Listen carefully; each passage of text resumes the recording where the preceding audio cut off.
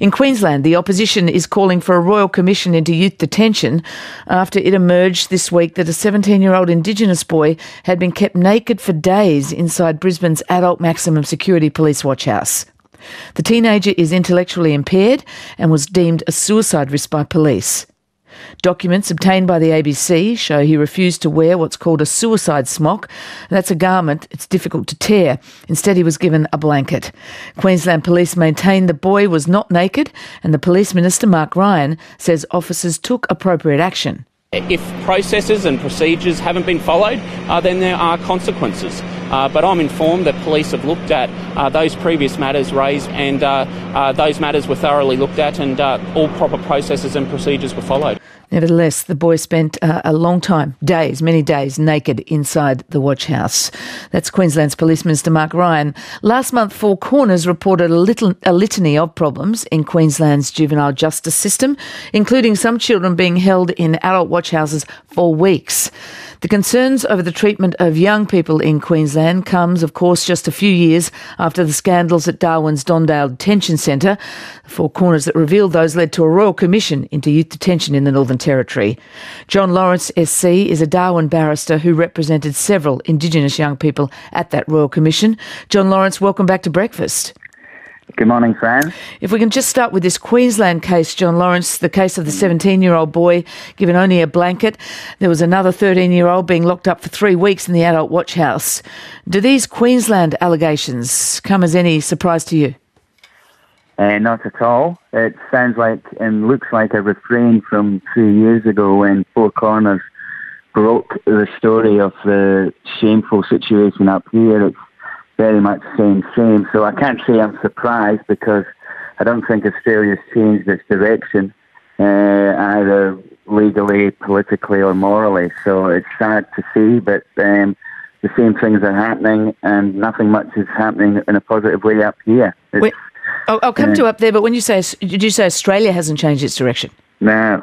I mean, what you're reporting today really should be seen in context historically over the last 5, 10, maybe 15 years. You know, it merely reflects Australia, what it's become.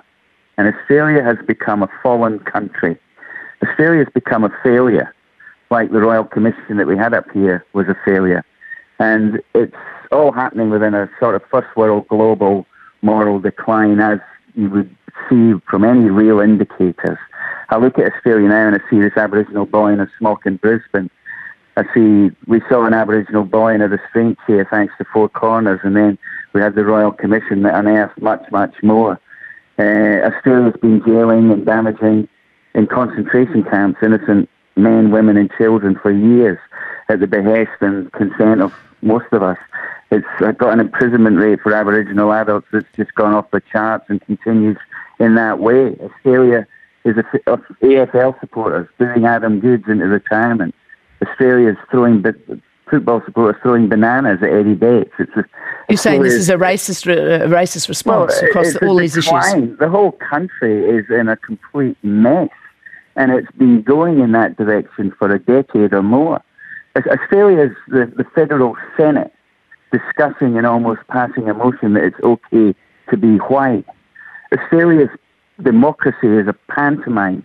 It's a mediocrity. We're surrounded, all of us, whatever field we're in, by the decline in professional standards.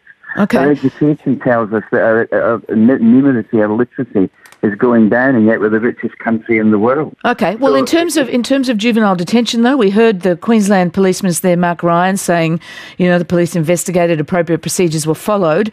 That's not enough for the state opposition. Is calling for a royal commission into those incidents in Queensland that have been uncovered by Four Corners and the ABC and others. From your experience in the Northern Territory, do you think a royal commission is an appropriate response, the right response?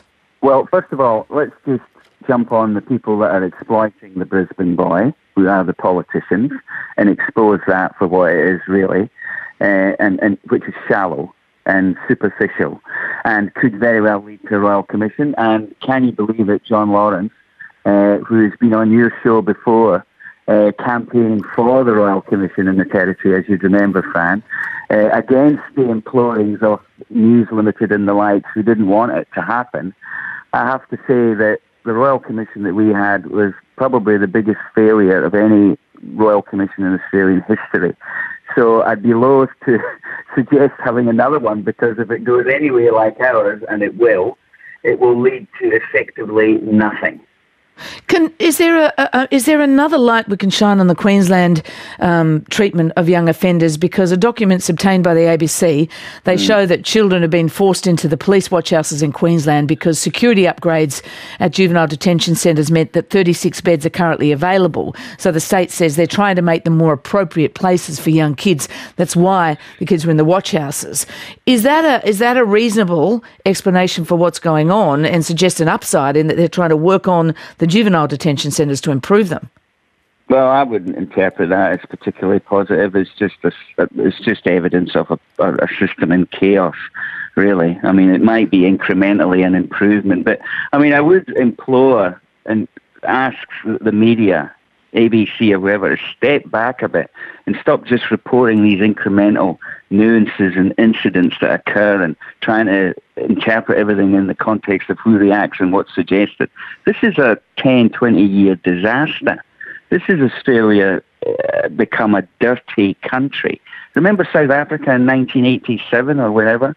That's what we've become internationally. We're a pariah. And it's not done behind our back either. This is all done at the consent and willingness of Australian people. Our politicians and their policies and their actions reflect us. And who gets it in the neck is once again this horrendous failure to address arguably the most important issue of this country ever, and that's our relationship with the first people that were here. Okay. It just gets worse and worse. And, the thing that comes to mind in that regard is that comment from the Uluru Statement. This is the torment of our powerlessness. That's what's happening here, really. In terms of powerlessness or not, you're listening to Iron Breakfast. We're speaking with Northern Territory Barrister John Lawrence SC. The Royal Commission, you described it as a waste of money and a waste of time. It did come up with 218 recommendations, I think. The Northern Territory Infrastructure Minister, Eve Lawler, says on one of those, what you'd think would be one of the key ones, which is to build a new juvenile detention centre that is appropriate, because currently the children are housed in an adult prison that is deemed inappropriate even for adults. But she says there's an announcement about potential sites for a new youth detention centre could be made within days. Would you welcome that? Is that a sign that the government is listening to some of these criticisms? No, I wouldn't welcome it. I would just describe it as yet another statement by a politician which is of no sincerity at all. Politicians indulge in the game which is the illusion of action. They just react to what you question them and they give you an answer. I mean, look, the reality is, and look, this is the nose on our face, this stuff. These kids have been in a condemned adult prison since 2014. There's less than 50 of them. In fact, there's less than 30 of them. There is absolutely no good reason in the world why those children apparently need to be detained. Or remember, 70% are on remand. But there's no good reason why there shouldn't be an appropriate professional facility manned by professional, qualified, appropriate people to deal with these children, most of whom are damaged. They have people in there, youth workers, that form relationships with them and work it out. I could get somebody from Spain now to come over here and fix this up in 6 months. But it's not happening, and it never will happen, because this is set in concrete. This is Australia 2019, and it has no real desire to change it properly, because everybody in this business up here, virtually everybody, is embedded in its continuation, apart from the kids. Who are the ones that demonstrate about this? The only ones that demonstrate about the kids are the kids themselves, who escape and get up on roofs. Now, kids don't do that for no reason. Okay. No one else is saying anything for them. No one. John Lawrence, thank you very much for joining us. My pleasure. John Lawrence, SC, a Darwin barrister, former director of the Law Council of Australia. He represented several of the young Indigenous offenders at the Royal Commission who were called to give evidence after the Dondale scandal. That Royal Commission, of course, sparked by the Four Corners report.